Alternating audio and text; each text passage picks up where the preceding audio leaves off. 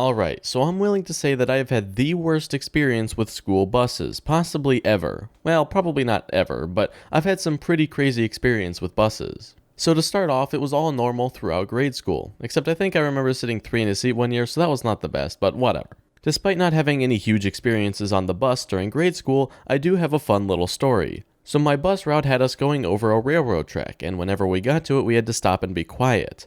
One time, my friend I was sitting next to thought it would be funny to tickle me right as we were at the track. So of course, I let out a huge laugh/scream.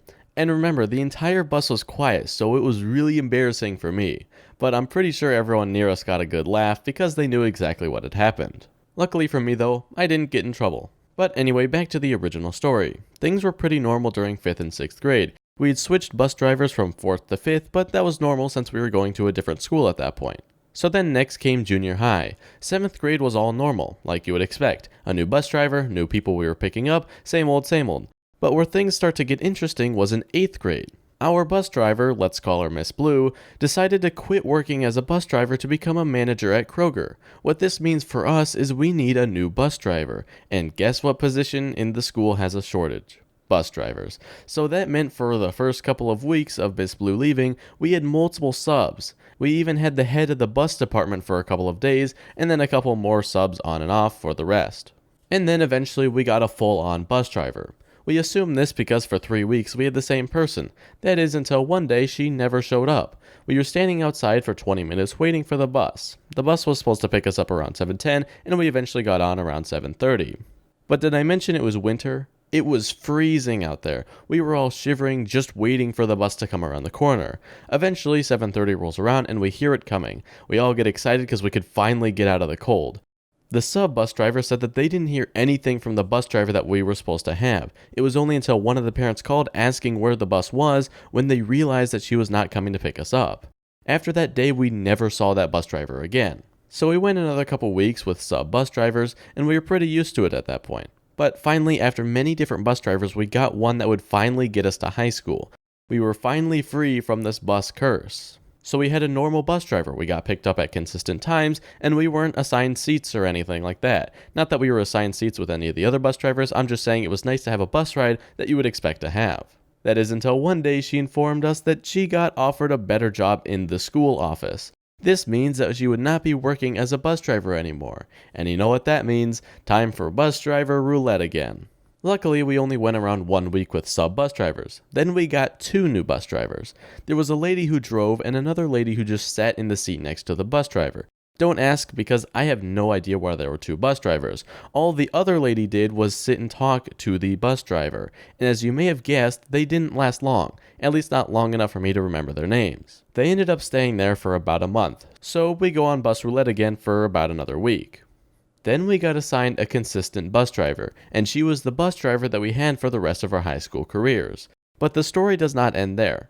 Our bus driver, let's call her Miss Jane, was a bit odd. She always looked angry at us. She would look back to make sure everyone was behaving, and we would see a face of hatred staring at us. However, she was nice and said good morning and goodbye whenever we entered and exited the bus. So after having Miss Jane for a bit less than half of freshman year, we got used to her. She was our bus driver. But things got a little rocky during sophomore year. Just as a bit of context, we were an early bus. She picked us up earlier than a lot of the other buses. This was because she had to go pick up the junior high kids right after us. What this means is also in the afternoon, we were a late bus. Miss Jane drops off the junior high kids and then comes to pick us up.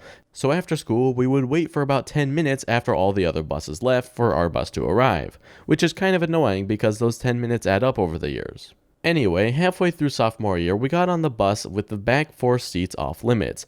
There was a sign on each seat that said, "Do not sit here." We thought that something had happened, like someone got sick or something. But after picking up the last kid on the route, she stopped. She got on the intercom and said, "As you may have noticed, the back 4 seats are off limits. That is how it's going to stay for the rest of the year. Yesterday, I found a bloody tampon in the back seat. This is disgusting." And then she probably said some other stuff, but that's the gist of what I remember. So normally I would think, okay, that makes sense. She's punishing everyone for something one person did. That's pretty typical for school-related things. The reason why I was mad about this was because it was not our bus. Literally everyone on the high school route who sat in the back were all boys. And I don't think any of the boys would have something like that. Plus, she could have easily looked at the cameras and determined specifically who it was. She did not have to punish all of us. Everyone was pretty annoyed at the bus driver for punishing us for something none of us did. She should have just punished the junior high kids. Not to mention, after that incident, she started parking further and further away from the door, even in the wintertime, and this was consistent for the years after, too. She used to go right up to the door and let us out, but instead she decided to make us walk further. Anyway, we got through the year with the back four seats of the bus taken away.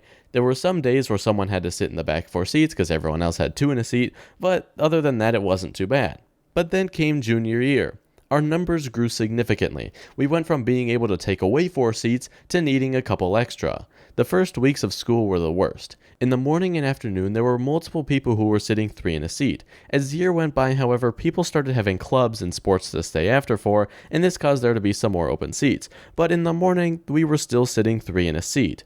Fortunately for me, I got on earlier than later, so I was always able to sit 2 in a seat, but I felt bad for the 3 girls that got on last. They were always having to sit 3 in a seat in the front of the bus. So after all of that, I think it's safe to assume that I've had the worst history with buses. Or did I? Let me know your crazy bus stories down in the comments. If you enjoyed this type of video, please let me know, because I plan to make more storytime animations in the future. So if you'd like, subscribe for more. Anyway, I'll see you in the next one. Goodbye.